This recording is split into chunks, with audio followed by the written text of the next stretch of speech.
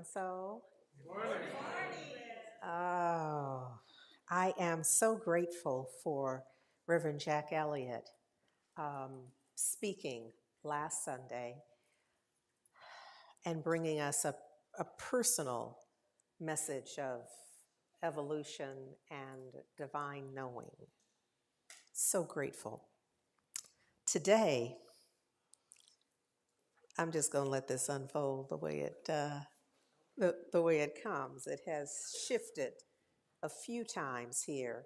Just maybe I can begin by reminding us that we are indeed on an adventure in faith. Always and in all ways. My sense is that as life is unfolding in all of its myriad ways, so there's tremendous joy and bliss, and there's sorrow and difficult times that are also being experienced, and sometimes almost simultaneously. That is to say that no sooner than you have the blissful, joyful experience, you get something in the mail or a call, and so very often we are in this kind of, I realize as I'm rocking, I want to say this teeter-tottering. A blast from the past. uh, this sense of instability in our spiritual awareness. I know from which I speak that although I have studied this for decades and been licensed to teach it and ordained to preach it, I still fall, and Lord knows, sometimes I have to call for help to get up. And it's in getting up, what I mean is raising my consciousness, shifting my thinking from low-level vibration thoughts. Because why? Low-level vibration thoughts get us low-level vibration life. And so when we know this, even when we slip and fall, we go, oh Lord, no, not here. Not this spot. This is not where I'm going to park. This is not where I'm going to pull over and fall out. This is not where I'm going to spend the next several months. Unless, of course, you do. Now, allow me to just say that if you find yourself, like I have, in situations, circumstances where I was there for longer than I should have ought to been, what I found is that there were lessons there for me. It was not time wasted. I don't even regret it, because now I look and see, oh, bless her heart. She needed to have apparently all of that. I would never have ordered it online.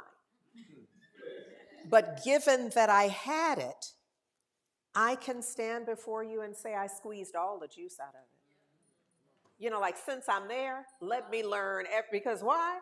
I don't intend to come this way again. I'm going to do my best. Like, oh, I see what happens when I do that, when I think that, when I hold these thoughts, when I believe erroneously. Now that I know, I'm like, let me get this straight, because I don't want to come this way near another time. Not another time do I intend to go through that, which means it's one thing to say it. I mean, it's easy. It just kind of rolls off the tongue. But it's another to, I feel like, dedicate my life to choosing something else. Choosing higher, some would say choosing righteously. Choosing from a place other than pain and sorrow. Now, there's no way to live this life and not have some pain and sorrow.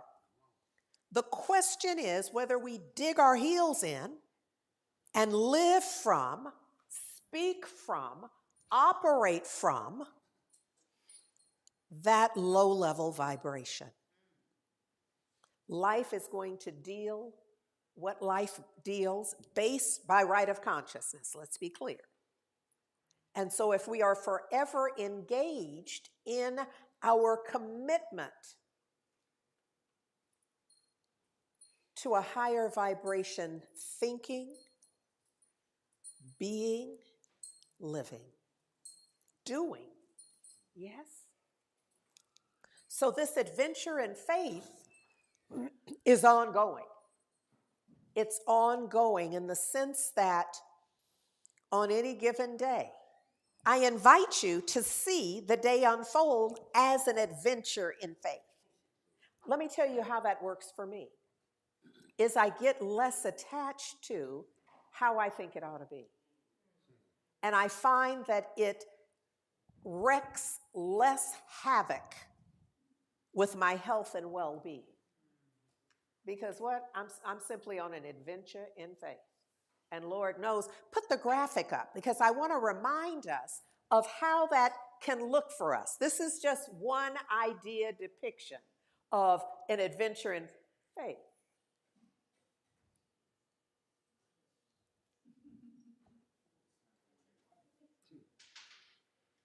So the idea, let me look at mine, is that the road, it's not clear where it's going on this adventure in faith.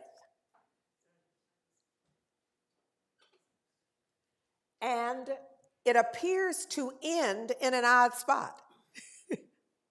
So for me, when I think about this, it reminds me of how wide open I must be for living, how available I must be for life, because life has its twists and turns.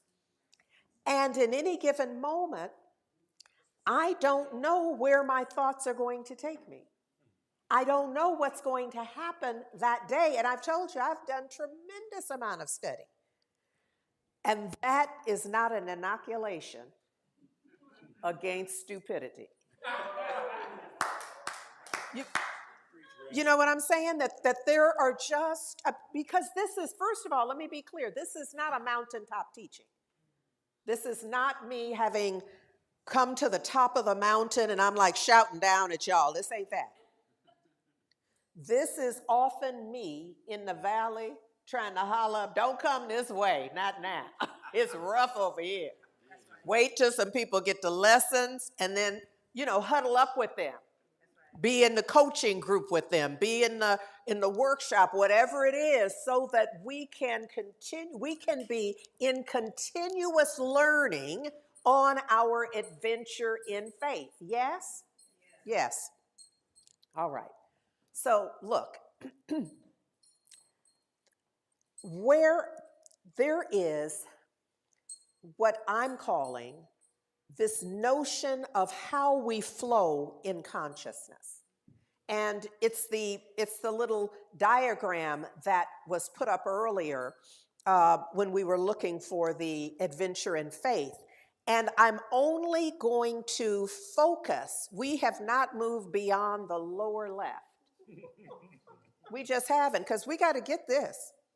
Or we're going to repeatedly end up there without an awareness of where we are and why we're there and what to do while we're there. Because while we're there, the idea is to not be like the little fellow over there who's chained up, let's not try to imagine what that one is thinking.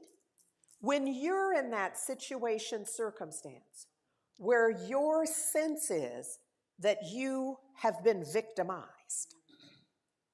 And once you're victimized, you're the victim. So once you're in a consciousness, a sense of, a vibration of I'm a victim. Now, you may never say those words to yourself, but you can tell by the posture you've been there. Crouch down in the cut, wondering what it's going to take to get out, regretful that you're there, denying that you had anything to do with being there. Note to self, wherever you are, you have everything to do with being there. Wherever you are, top of mountain, bottom of valley, has your fingerprints on it. It's true for all of us because we live life by right of consciousness. All right. So, look, I just want to set the tone here quickly. Ralph Waldo Emerson says, as a man thinketh, so is he. So many of us know this right away. The rest of it is, as he or she, they chooseth, so is that one, and so is nature. Pardon me.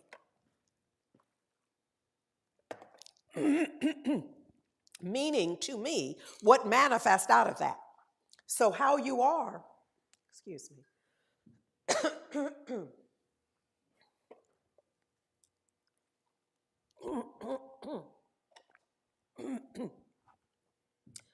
So how I am demonstrates in some way. That's what I think he means by nature. How you are, the way you are thinking, has a, somebody would say, consequence. It certainly has an output. It has an effect. How you are thinking is causal for your life. There's no way to separate. There are no like free thoughts. No like thoughts that are just neutral where I'm just going to think this for a while and then I'm going to hope that it has no impact. All of our thinking has an impact because it is what forms our life. Our life is formed out of our thoughts. If we could imagine, if you will, that your thoughts had some specific form, like think Legos, think building blocks, think something you put together, puzzle pieces, any of that, bring that to mind. See, this is almost a little pop quiz here, because if you can't use your imagination for this, you're going to be lost. Imagination is key, because if you're only living from what has already happened, then it means you repeat that. So your imagination is key for successful forward motion. Our prayer process must include your imagination. You got to see this. If you're not seeing it, you're not going to be it. You're going to be hoping for it and wishing for it and reaching for it.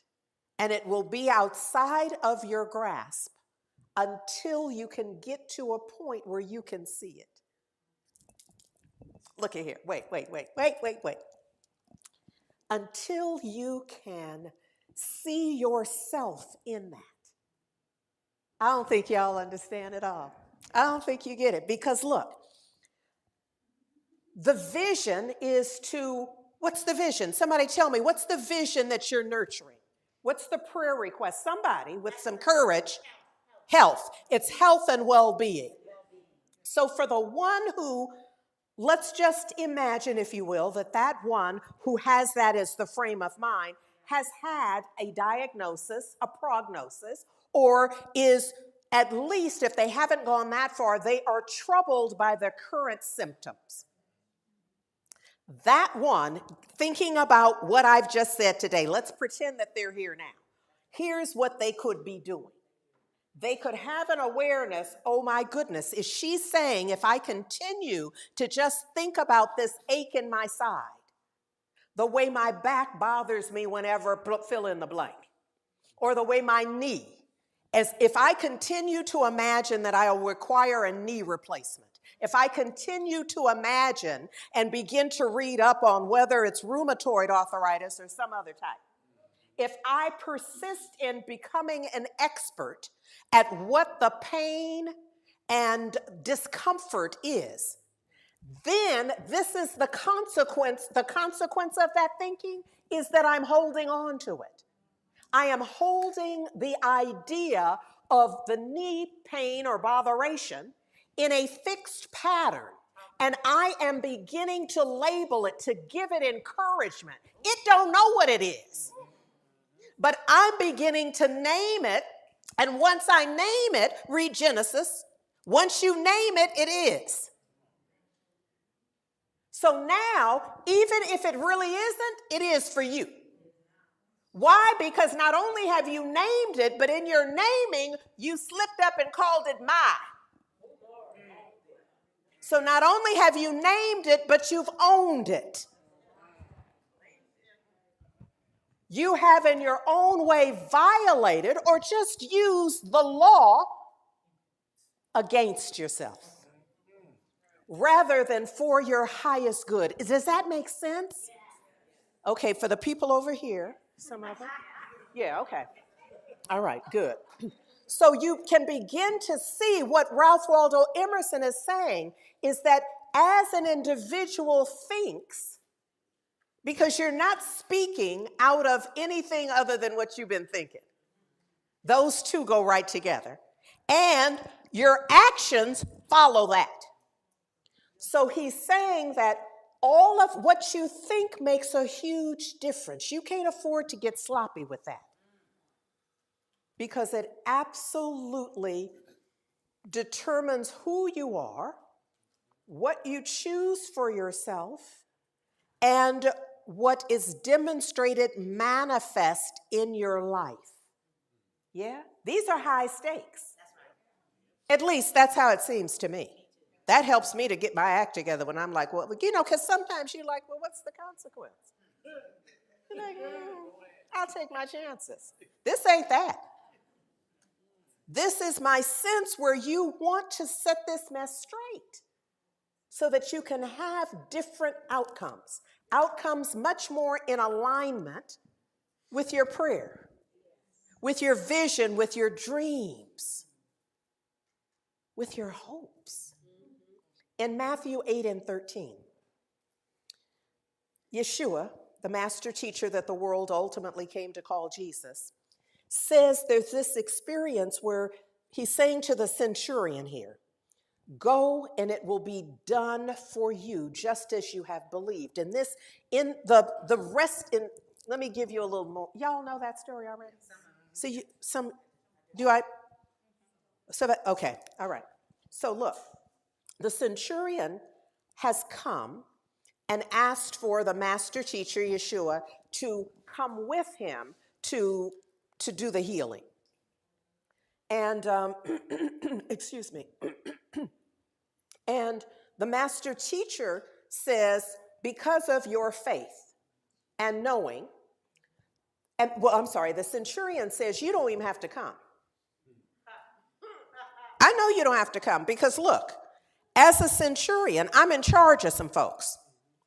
And the folks I'm in charge of, I don't have to show up in their face. I tell them, go do that, and they do it. I tell them, go there and be there, and they go. So I understand the power of one in charge. So you don't have to come. All you have to do is say the word. And the master teacher says, oh, I see who you are.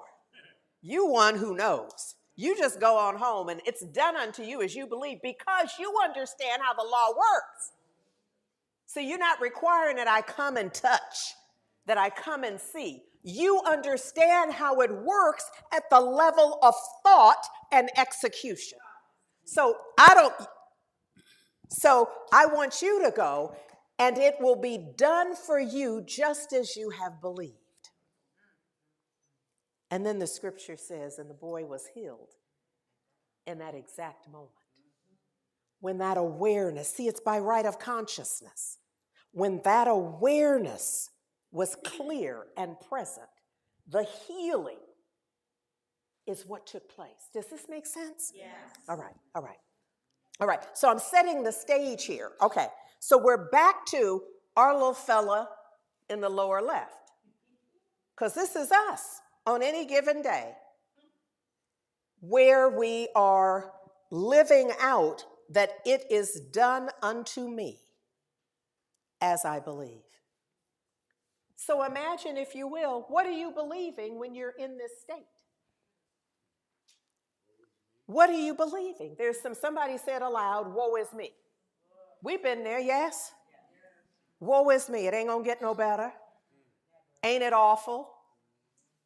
I'm at the, why me for sure? I'm at the effect of this.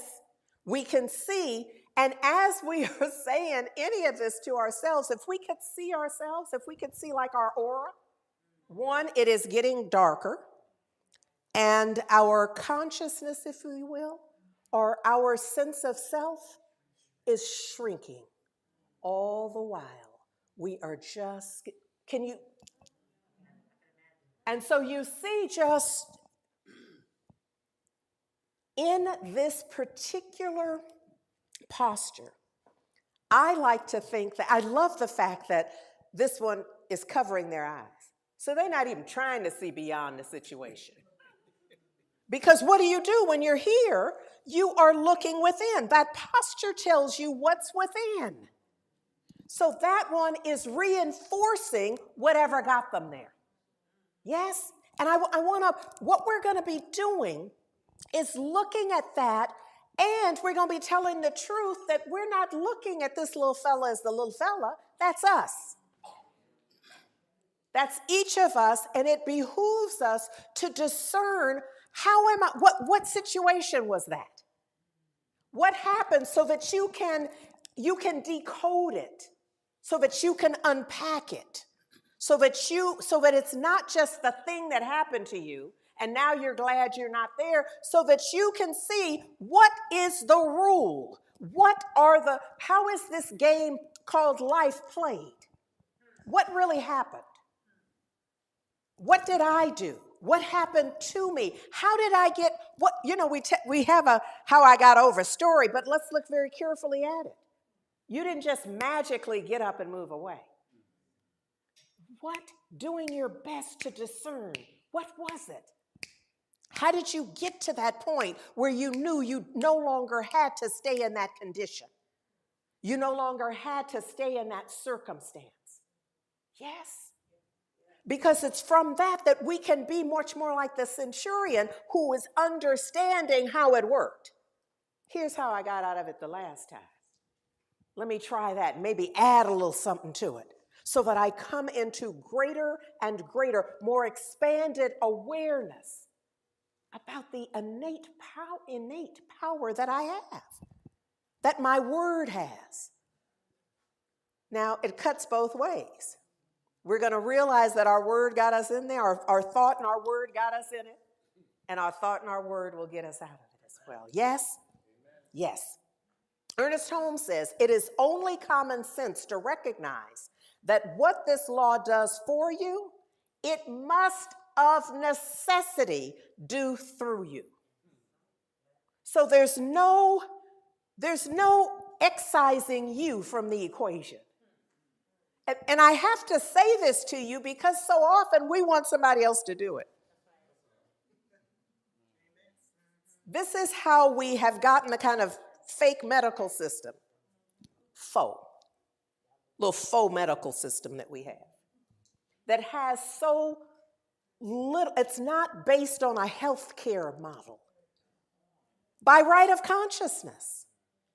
Because we often go and we just give ourselves away. Not taking responsibility for how we got there. Like divorcing what we eat from how our body is going to show up. Divorcing what we ingest at the level of beverage or whatever it is. Divorcing that, separating that from the life that we live and the quality of living that's available to us in that. Is this making sense? Yes. Okay. All right. All right. All right. Ernest Holmes says also that the gift of life is not complete until it's accepted. You know, little guy is not accepting the gift of life. Our little guy is caught up in the past, is caught up in something that happened that was, I'm going to say, devastating. I know, and I've shared with you that the past 2 years for me, first of all, let me just say I'm emphasizing past. Let me just say past and then pause for the effect of that. The past 2 years were horrendous for me. Took me to my knees on so many levels. The grief, the heartbreak, just all of the emotions. And throughout that, there were several times where I forgot what I know. I wasn't, it was like Centurion, who? Where? Yeah, couldn't be. And then, praise God, I could come to myself. There was never a time that I just stayed out, but sometimes it wasn't high thinking. Just a little mediocre thought, a little something to just keep me from going under completely. And then ultimately getting to a point of greater inner strength and moving beyond it. So again, this is not a mountaintop teaching, and this is not one where I've just imagined stuff to come up in here and tell y'all. This is instead me applying principle to my own life and sharing it with you that it might be beneficial for you as well. Oh, Lord, yes. So I want to share, there's several pieces I want to share with you, well, a few now, from Ernest Holmes. And I want you to hear them. I'm going to ask you to open up your inner ear so that there is more listening than hearing happening. This is what Ernest Holmes said, and I have to admit I've been doing just a little tweaking here, so forgive me. My prayer is that that's not offensive to you, that I have taken some license with his work. He has offered us, if you believe in only a little good. Now, let me just say, believing in only a little good is better than not believing in any. Okay, so that's but if you believe in only a little good, then the law will be compelled to operate on that little good. Can you see at the level of thought? If all you can manage is a thimble of good in your imagination, just a little piece, Lord. Just a little, just a tenachi, just a little bit, I'm not worthy. Yeah. And there was decades ago, I was very active in another ministry that had a different teaching. And I had begun studying this, but I was still, and the way Ernest Holmes began this teaching, it was not to start a church. It was not to have people to come to one center. It was teaching principle. And so I was doing very much like the folks back in the 20s were doing, was going to him to get the teaching and then being wherever they were in life. So I was attending a very mainstream community church, and but was studying in addition these principles. And one Sunday, as we recited, I am not so worthy as to gather up the crumbs under thy table, I heard me gasp. Now, I had for years recited that phrase as a part of the recitation on the Sunday mornings as often as we recited it. It's been so long now, I can't tell you what it was, the whole piece of it. But I remember I was shocked into, and I remember the congregation was standing, and I just sat down. I almost fell into my seat. And I sat there thinking, Lord, what am I? I've been doing this work to work on my consciousness and be aware of my thinking and my words. And I come in here and recite with over 100 people. And there's power in that. I recite with over 100 people that I am not so worthy as to gather up the crumbs under thy table. And so I knew I had to, one, stop saying that and listen more carefully to what I was agreeing to. Which meant I had to bring myself to a higher awareness, a listening, not a hearing, a listening of what is it that's being said in my presence that I'm nodding to. And what am I reciting? I had not paid attention until that moment. So this notion of only believing a little good is better than not being worthy so as to gather up the crumbs under the table. But it still is not your vision for your life. He goes on to say, if, and see, I've capitalized and underlined the if because it is dependent on you. If you can say, I have a little good, it will produce this small amount of good for you. But if you say, all the good there is mine, with equal certainty, it will produce a larger good. Can you see your role in it? Now, I know this may piss somebody off who didn't want to have a particular role in this. They were kind of wanting to roll up in here this morning and just have something given to them, and they'd go out brighter and lighter and all the things. This ain't that. This requires that you do it if you focus, if you align with the truth, if you see beyond your current circumstance, if you listen to another possibility, if you let go of focusing on the pain. Now, I'm not saying none of this is easy. You didn't hear me use the word easy, did you? Because easy don't have nothing to do about transforming your life. Anybody who tell you easy, well, that's not part of my talk about them. Okay. So look, if you believe that wherever you go, you will meet with love and friendship, with appreciation and gratitude, then this will become the law of your life. But only if. Don't get excited about it unless you gonna buy in. You know, if this were a card game, this would be you getting in there. If this is you having, this isn't just, I'm not promising you that this is yours unless you get in here.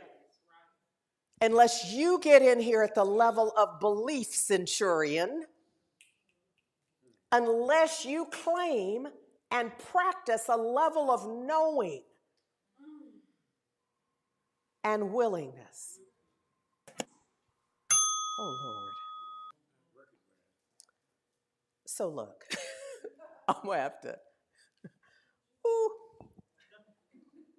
Okay. The mind principle that is around you, and there is one around all life. The mind principle, the knowing, divine knowing, the presence of the divine around you is reactive to your thought. That's right. Can you sense this? Yes. You feeling not worthy calls forth the experiences that are aligned with unworthiness.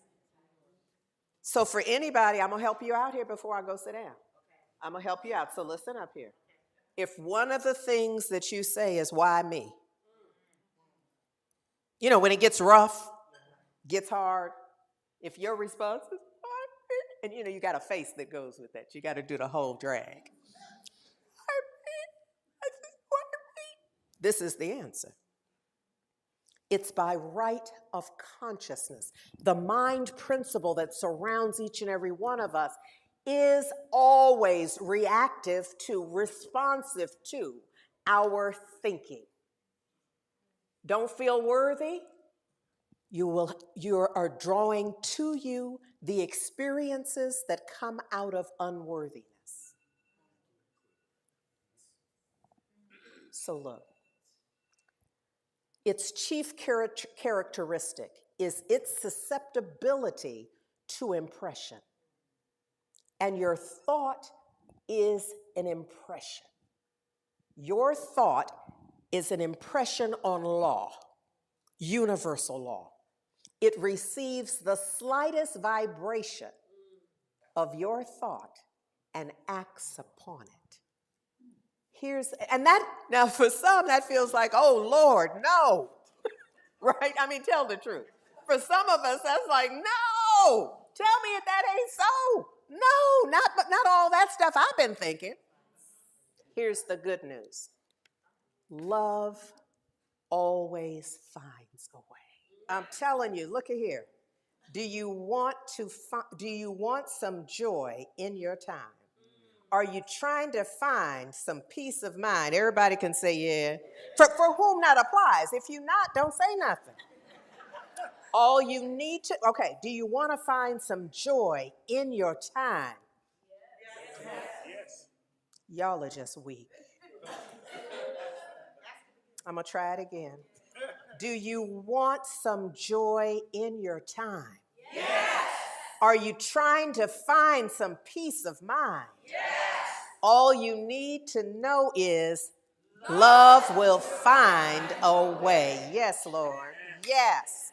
Yes. So look, I'm going to go back to Ernest Holmes, where he says that the mind principle around you is reactive to your thought. Remember, this is where we stopped. Its chief characteristic is its susceptibility to impression.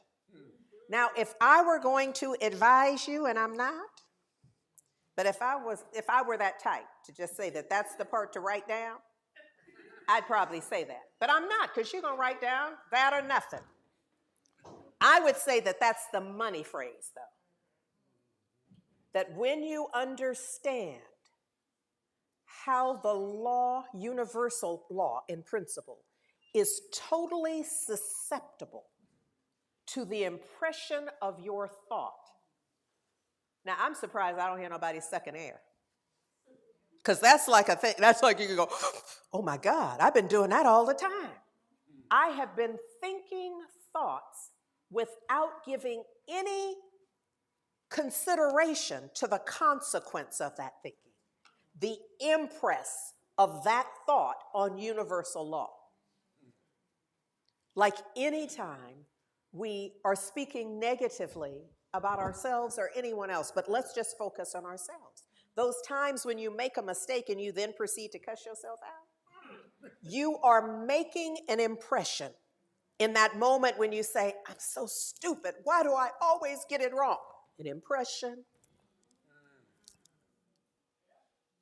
Why am I always the one who, or I never get an impression? Nobody will ever. An impression. All of this is setting our lives, setting a mold, like one of those old-fashioned Jell-O molds. Setting a mold for your life and your experience. That's how this thing works. So look, this idea that Ernest Holmes says that this law, this universal law that we're talking about, also acts like a mirror. When you withdraw old images of thought and place new ones in front of the mirror of mind, yeah? Okay, watch this. Valda, bring me my little mirror right there on the thing. Come on now. Thank you. Thank you. Okay, so look, we have been there where you look in the mirror and all you can see is what's wrong. Whatever it is, and you name it. I have sense enough not to right now because I'm not trying to make any impressions that I'm not interested in having. Does that make sense? Yeah. Okay, so we know what it's like to look in the mirror and the first thing is not, oh, what a great color that is.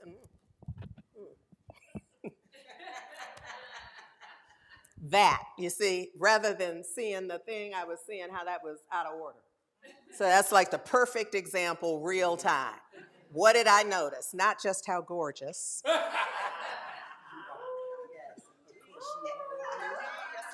Not how the inner glow was just almost blinding me. Instead, what I saw was the little necklace was askew. This is what I'm talking about. What I focused on was something askew. Even in the midst of teaching the thing about don't do that. That's right. This is me forgiving me. Yes. Just blessing my heart, Lord. So the idea is that the truth here is that in looking right now, I could see whatever I want to see. That's right. You know, I can see whatever is out of order. And then I can do my spiritual work, my spiritual practice, lifting my awareness to a higher vibration, and nothing will have changed physically. You know what I mean? If we literally took a photograph, I'd be looking at exactly the same thing, but I would see something else. It shows the power in our thought, the control that we have if we execute it on our thinking. That what we see is determined by what we are willing to see, not our ocular system. It's what we're seeing, not looking at. Looking at is more the ocular system, focused on. This seeing is an inner job. It's inner work. Discerning what you want to see. And what you want to see, let me just tell you quickly here, is in total alignment with your vision, your prayer, your dreams. I know it's counterintuitive because we're taught to explore why that's not possible. And in the most spiritual way, I want to say, cut that mess out. Stop doing that. Your job is not to weigh the odds of you getting the home. Weigh the odds of you having a well, healthy knee. Your job is not to do the research on how bad it is. Now, that doesn't mean you won't have to do some research, because no doubt somebody's going to offer you some drugs around it. You need to know before you start taking whatever it is, what that is, and what they call side effects, which are simply other effects. You know what I mean? They're on par with the effect that you desire. Is this? Now I've not said this. I need to really make sure we're clear about this. There are simply effects. That side effect thing, don't fall for that. Whatever the medicine, whatever the drug, whatever the chemical is, it has effects. Period. Now, there may be 20 of them. Do you see now that they advertise medicine on television? Do y'all? And the little print at the bottom over several lines? That's what I'm talking about. And sometimes when they say it aloud, you know, it's not funny. We do laugh because we're just wondering what exactly is the effect that we're looking for. Because the risk is, so now I'm way off topic. But the idea is based on cause and effect, there are lots of effects. And the fact that they will call it a side effect, your body doesn't know nothing about that. It just knows that when that gets in there, it does some stuff. It does some stuff you want, and it does some stuff potentially that you're not interested in at all. So you're going to have to be awake and aware throughout the whole process. But the idea here is that this idea of the mirror is that Ernest Holmes is saying that when you place something new there, and that new is within you. Do you understand that? It's not like going to get somebody else to put in your mirror. It's looking through new eyes. It's seeing yourself in a different way. If you were with us last summer and the summer before, it was really the summer before where we did massive mirror work. And I suggested you do some nude mirror work in the privacy of your home so that you could really get into you. So many of us don't even want to see ourselves. Can I just tell you how that handicaps your most powerful outcomes if you're not really willing to look at you? I mean, can you get there? Can you really sense your relationship with you? I know you got a whole prayer board and vision board, and you just got all the stuff going on. But if you can't look at you, ain't none of that really happening. Because who's it going to happen for? If you're not connected with you, and you can't see yourself in that, and you can't if you can't see yourself. If you can't stand to see you for an extended gaze, you can't really see you in that outcome.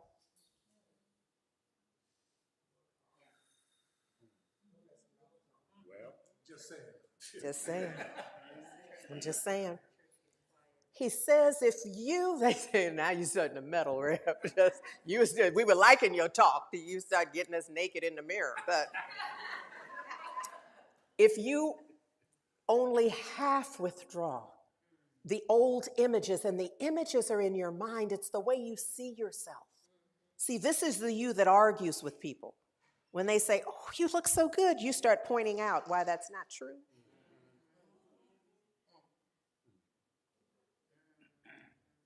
It's that shift that we're talking about. That's the shift we're talking about. I got to go. Because, please, the police, you can't just talk all day long to the people. So look, I'm going to close with Dr. Dan. This is also, by the way, this is our summer school read as well. Guidance for a Spiritual Journey is what is our read for this year. And for summer school, we're going to focus on it. So we're going to do some stuff for the 5 weeks that we're together. We're going to focus using this same work. So for tomorrow, July 10th, Dr. Dan offers us this. Faith is creative power. I'm going to try to make this a little larger so I'm not straining. Not that large. Okay. He says creative faith is a mental attitude which is so convinced of its own idea that any contradiction is unthinkable and impossible. Think centurion. Creative faith as a mental attitude. Can you feel that? That when you say, I'm not having that. My kidney, no. No.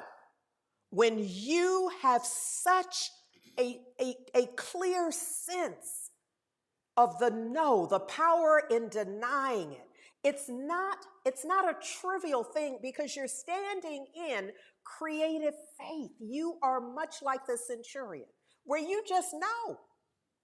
And it's not a false knowing. You have put absolutely everything, all of your energy. You are the vibration of the thing itself, because manifestation requires the mental, emotional, spiritual equivalency in vibration.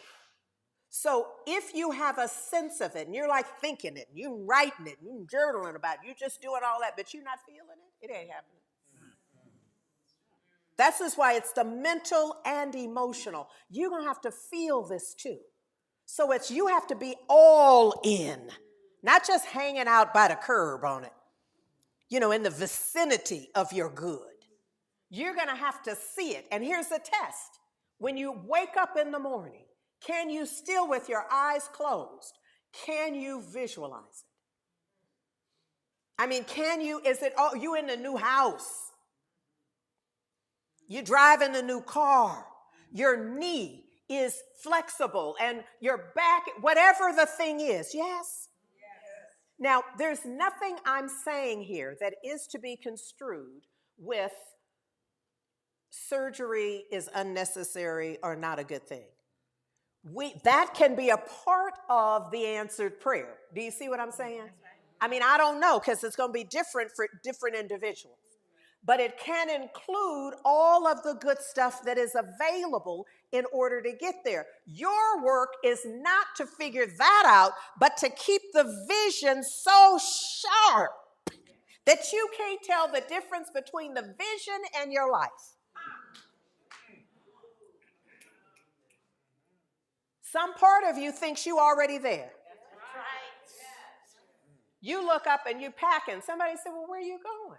And you almost have to come to realize, oh, shoot, I don't have it yet, but you know it's coming. So you're like, I may as well get packed now. But if you're not packing and you haven't moved nothing, if whoever your beloved partner is, if they don't even have nowhere to sit in your house, it ain't coming. There's something that you are doing to prepare you and your environment for what is, because here's the test. You don't do that unless you believe it. If you don't think they're coming for dinner, you don't buy no food.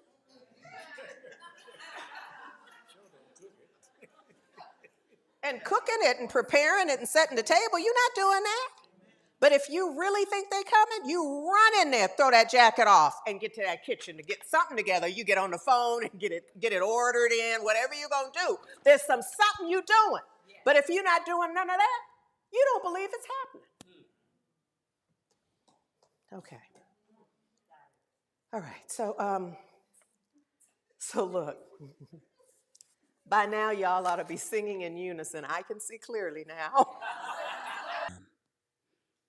So let us just go within and allow our eyelids to close. I can see clearly now. I know that I know that I know. I know that there is only one life, one principle in the universe, one love, one truth, one intelligence. And it is my life now. And it is the life of each and every single one of us. And it is the life of heart and soul center of light. And I am thankful for this high consciousness today. I am thankful for the gathering, the beloved community, the inspiration, the song, the words. I am thankful. And as each one of us goes our individualized ways, I'm just thankful for what we brought to this service and what we're taking away. And I release this word, and so it is. Ashe, ashe, oh.